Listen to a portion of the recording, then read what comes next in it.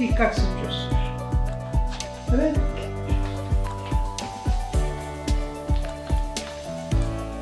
Полека.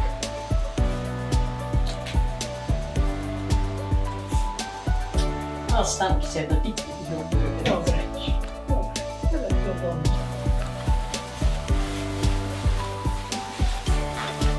За сега се чувствам добре, не ми пречи работата. Изпитвам още удоволствие. Стига да съм добре, да болните да са доволни от мене.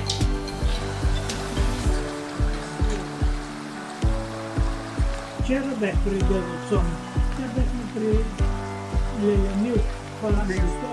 Аз съм вече на 88 години. С негова сила съм жива. Да, много съм доволна от доктора. Да се и тук, нямам думи да кажа, толкова съм доволна от него. Може да ходи, да идва. Он е по-голям от мен, ето тояга не нося, аз две носа. Ама да не нося, нека сега така.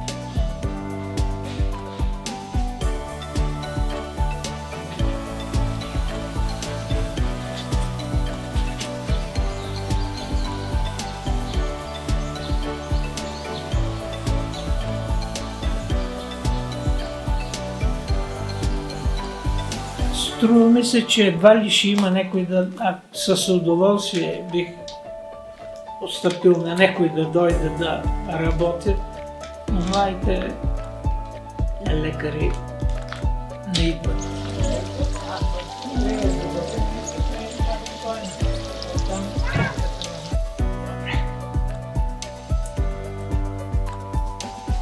Добре.